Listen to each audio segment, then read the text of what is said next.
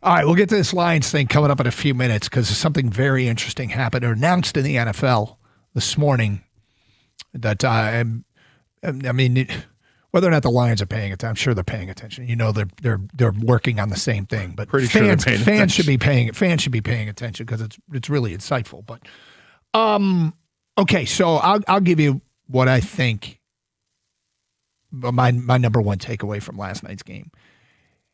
Purdue's really, really good, but every time they made a run in the second half, Elliot Cadeau stopped the run.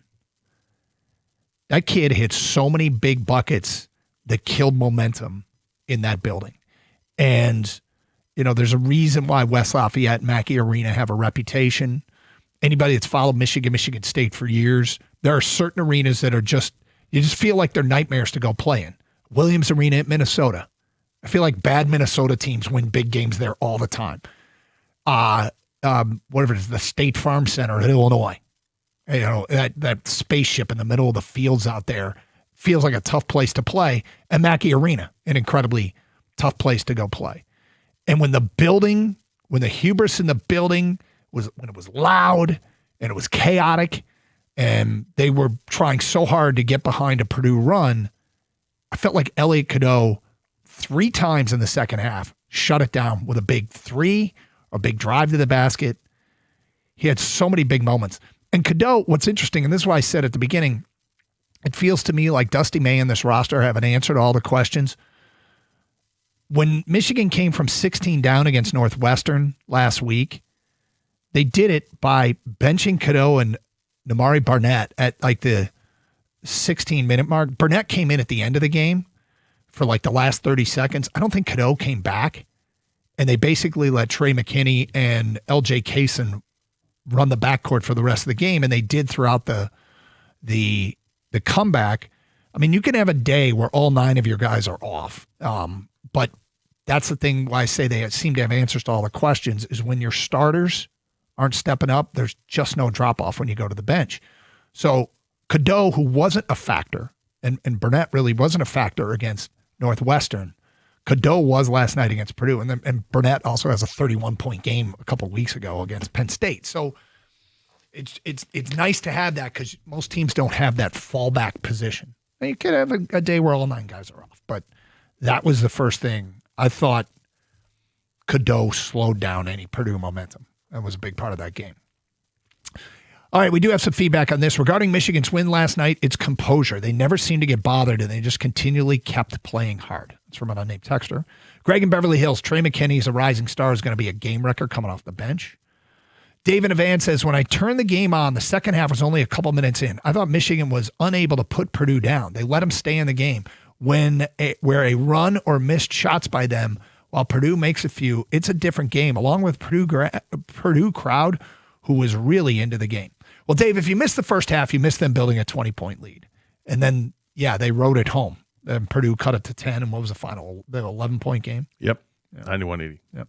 Terry in Whitmore Lake says the one word that stands out for Michigan is resiliency. They were. Could be fun stretch run here for Michigan and Michigan State. And who knows what happens in the postseason. Well, I guess the unknown for Michigan really is that they haven't faced much adversity. You know, so yeah. I mean, resiliency comes because if somebody hasn't knocked down shots, you stick with it, and eventually he'll start to knock those shots down. Or if the team isn't knocking down shots as a team, all of a sudden they'll have the confidence to come back from it. But as a team, I mean, how many minutes has this team been trailing this season? Not many. Northwestern gave them their biggest deficit at 16 points, but not many. Wisconsin took it to them, and Wisconsin did it on a day where 1 through 5 they were knocking down threes, and everybody had to guard the perimeter. Michigan would collapse in the low post and leave somebody open from behind the arc, and Wisconsin would just drain a shot. But lots to get into there, college basketball fans. 248-539-9797. Okay, so news this morning in the NFL. Adam Schefter tweeted out the Kansas City Chiefs restructured Patrick Mahomes' contract this week, lowering his salary cap number from $78.2 million to $34.65 million for the upcoming season and creating $43.56 million in salary cap space. as Jason at Over the Cap reported. This is now that is a ton of cap space to create for a restructure. It basically went down 56%, his cap number. Goes down 56%. Now, it's the fourth straight year that the Kansas City Chiefs have restructured Patrick Mahomes' contract. And they keep kicking the can down the road.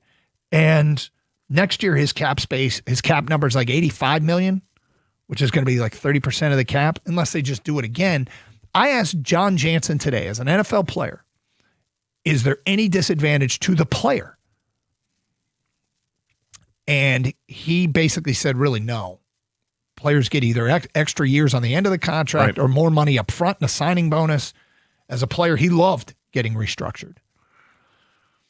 So taking the number of 56% cap reduction, applying it to the top 3 Detroit Lions contracts, Goff, Amon-Ra, and Aleem McNeil. I'm so glad you've done math. I've done the math. I'm so glad you have. If they do that to Jared Goff, Amon-Ra St. Brown, and Aleem McNeil, in that one fell swoop, the Lions will go from being roughly $10 million over the cap to $57.6 million under the cap.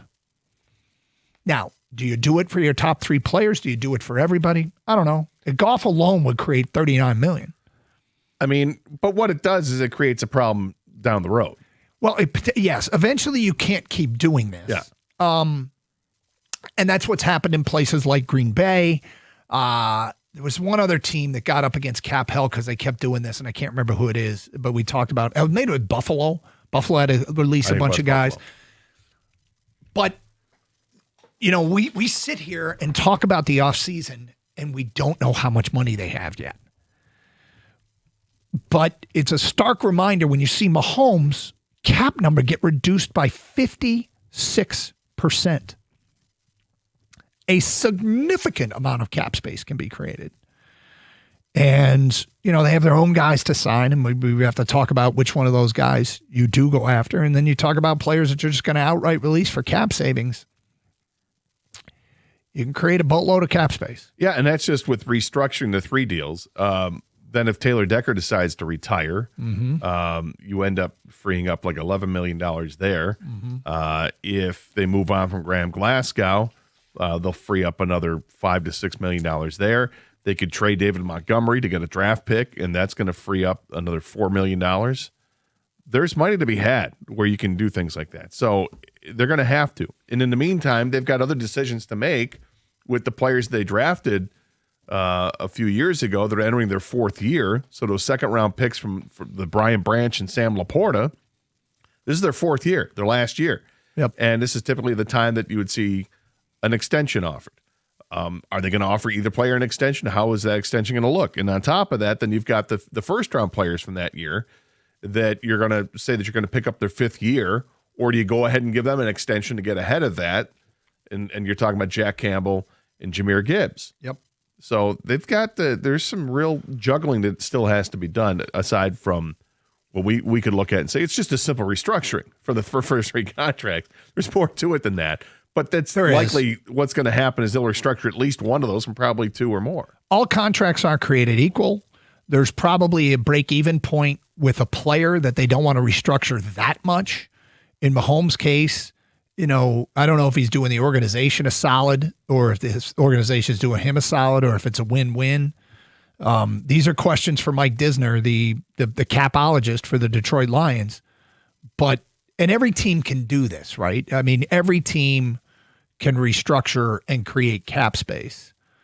But the current restrictions that it feels like the Detroit Lions are under because of their cap situation, they aren't 100% as paralyzing as they feel when you see a team that's over the cap. Now, here we go.